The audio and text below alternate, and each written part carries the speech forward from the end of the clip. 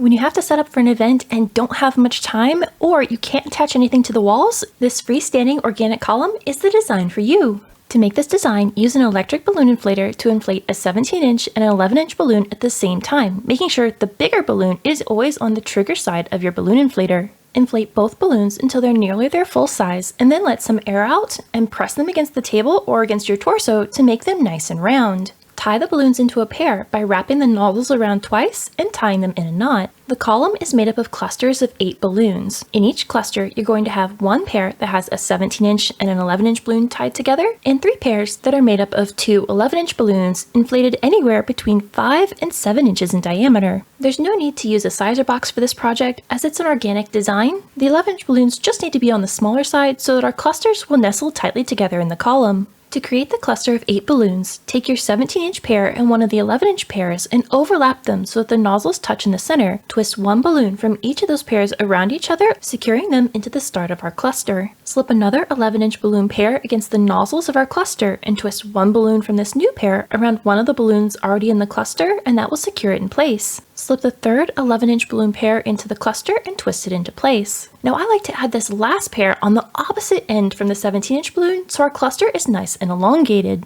In total, I made 2 of these clusters in each of my 4 balloon colors to make a 7-foot tall column. This design is built on a balloon stand that's about 6 feet tall and is made from an IKEA lamp. At the base of the stand, I'm going to nestle 2 clusters on either side of the stand so we have a nice wide base for our column. To secure the clusters to the stand, I'm going to take a nozzle from each of those clusters and tie them together in a double knot behind the stand. Then I'm going to take 2 more nozzles, one from each of those clusters, and bring these in front of the stand and tie them together in a double knot. This will capture the stand between my 2 clusters and hold the balloons in place. From here, I'm going to move up the stand, adding 1 balloon cluster at a time. Take 2 of the 11-inch balloons on the far side from the 17-inch balloon and slip them around the center pole of the balloon stand so that the pole sits between the 2 balloons, and then twist those 2 balloons around each other. Gently press down on the cluster and arrange the balloons so that the 17-inch one is facing off towards the right-hand side and the 11-inch balloons nestle against the clusters below it so there aren't any major gaps.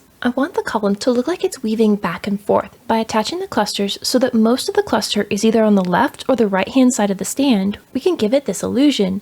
Now most of this is because of the 17-inch balloon as it has so much visual weight. So as I add these clusters, I'm going to make sure that 17-inch balloon is moving around between the left, the center, and the right hand side of the column. If you'd like some written instructions to walk you through this project, I have a set of plans available in the description box below. It includes a complete supply list, step-by-step instructions, and full color illustrations. You can find those plans linked in the description below. The final balloon cluster actually sits above and to the left of the balloon stand. I'll secure it in place by tying one of the nozzles of that final cluster to a nozzle of the cluster below it. Once I like the shape of the column and where all of the 11 and 17-inch balloons are sitting, it's time to accent this column by adding in 10-inch bubble balloons and 3.5-inch balloon quads. I left the nozzles of the bubble balloons long so I can tie it to one of the nozzles of the little quads. Then I'll stretch that long nozzle around one of the balloons in the column so that the nozzles are touching and hidden from sight. I can play with the placement of both the bubble and the quad until I'm happy with where they're sitting. When placing the clear bubbles, you want to make sure you're looking through the bubble and seeing what's behind it. We don't want to accidentally see our stand pole behind that balloon, so make sure whenever you place your bubbles, there's nice colored balloons behind it. In addition to the bubbles, I also made some mini balloon clusters by tying 2 of those small quads together with an empty 260 balloon that I cut in half. I attached these mini clusters to the column by slipping the 260 balloon around one of the balloons in the column, making sure it touches the nozzle of that balloon so that it's hidden from sight. I like to play around with the placement of these mini quads, either putting them right next to each other, giving me a large section of interesting texture, or spread them apart to help define the shape of the column. As I attach the rest of the bubbles and mini balloon quads, you'll notice that I'm using a color blocked method,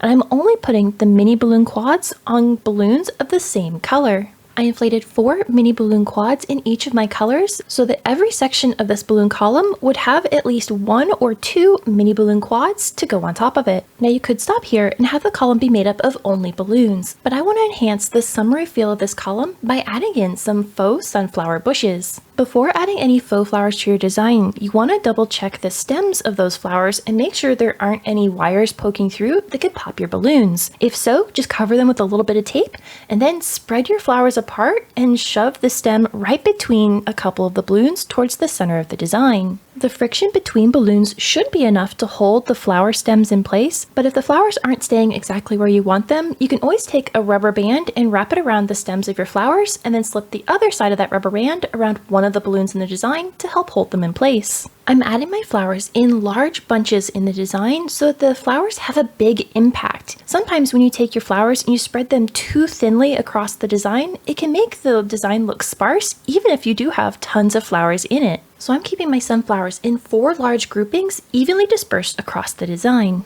With the flowers in place, I can easily pick up this design and move it by slipping my hands between the balloons in 2 different places to grab hold of the stand, and then I can carry it to its final destination. If you enjoyed today's project, you should check out the plans in the description box below, and until the next time, remember, stay creative everybody!